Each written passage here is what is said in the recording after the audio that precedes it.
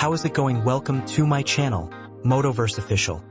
If you are watching my videos for first time, this channel is all about bikes. Enjoy. Let's get started. Is the KTM 390 Enduro R really the Enduro beast it claims to be? Or is this just clever branding wrapped around an adventure-styled street bike?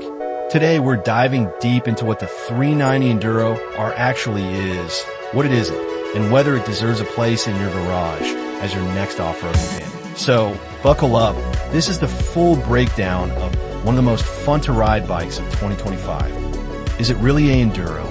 KTM calls this bike the Enduro R, but does it really live up to that name? Well, not quite. At its core, this machine isn't a true Enduro motorcycle. It's based on a street bike chassis, the same one that started with the 390 Duke, evolved into the 390 Adventure, and now appears here with slight changes. Even the engine isn't new. It's the same road-biased motor from the Duke and Adventure lineups. So we're not talking about a fresh, dirt-dedicated power plant. And KTM knows this too. If you check their website, this bike isn't listed under their Enduro section. Instead, it sits under Dual Sport. That alone says a lot. So what has KTM changed? Firstly, they've added a larger rear sprocket, about 2 teeth more than the 390 Adventure, to compensate for the bigger rear wheel and fatter off-road tire. The overall gearing, though, remains roughly the same. Now, true Enduro bikes, like KTM's 350 XCF, weigh around 110 kilograms. This one, 177 kilograms fully fueled. That's a massive difference, but there's a reason. The XCF costs nearly rupees 13 lakh and can't be road registered. The 390 Enduro R, meanwhile, will cost a fraction of that and is road legal, making it much more accessible. What the bike actually is, so what is the KTM 390 Enduro R really? Think of it as a 390 Adventure with some clever off-road tweaks. It swaps the 17-inch rear for an 18-inch one. It gets Midas E7 50/50 off-road tires, a smaller 280mm front disc replaces the 320mm from Adventure. This gives better off-road feel and control. You also get a dedicated ABS off button up front. Something the Adventure doesn't have. The design's been slimmed down too. Less plastic, narrower bodywork, and better ergonomics for off-road riding. It even looks more like a dirt bike. But functionally, it shares the same 200mm suspension travel as the India spec 390 Adventure, not the 230mm offered internationally.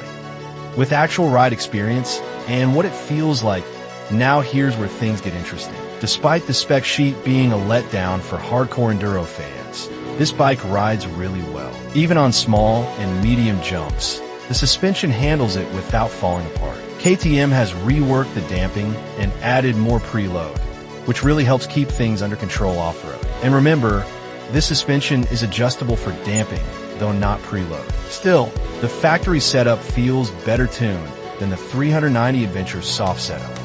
Now let's talk about tube tires, build quality, and plastics. This bike also comes with tube tires. Serious off-road riders actually prefer tubes. You can bend a rim and still ride home if the tube holds air. That's a plus. The plastics? Minimal, rugged, and inspired by KTM's global dirt bikes. They stain easily, but they're built to take hits. Interestingly, because there's less plastic clutter, the perceived quality is actually higher than the 390 Adventure, whose panels often have rough cutouts. Onto the features and electronics. The Enduro R isn't just bare bones either. It gets a small but crisp TFT display with easy-to-use toggle switch and riding modes, off-road mode with dedicated ABS off button, and has a bidirectional quick shifter. A rarity in off-road capable bikes, comes with a USB charger and Bluetooth with navigation assist. Call assist. It's all there. There is one downside, and that there is no fuel gauge. You'll have to rely on the low fuel warning light. There's one thing I was genuinely impressed with, and that is off-road traction control. It lets you spin and slide the bike just enough for fun and control, but keeps you from losing the rear completely. For loose, rocky terrain, that feature alone can be a lifesaver, especially for newer off-road riders. Who is this bike really for? If you're an experienced motocrosser or enduro racer, no, this isn't your next competition bike. But if you're a beginner stepping into off-road, riding a weekend warrior who still wants road legality, someone who wants to commute and hit trails with the same bike, then the KTM 390 Enduro R makes a ton of sense. It looks the part, it feels more capable than the Adventure, and it's fun. It's not perfect, and yes, we're disappointed by the reduced suspension travel and the recurring high coolant temp warnings. But for the price and practicality, this thing hits a sweet spot. So, is the KTM 390 Enduro R a real Enduro? No, not in the hardcore sense. But is it a capable, affordable, fun, off-road friendly bike that you can actually use every day? Absolutely. It might just be one of the smartest bikes KTM has built for India, and for everyone dreaming of dirt without blowing up their savings. Let me know in the comments. Would you buy the 390 Enduro R?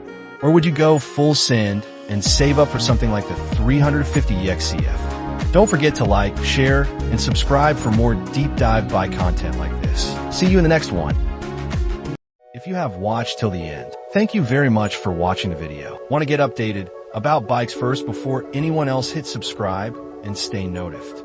See to the next video. Till then, be happy and ride safely.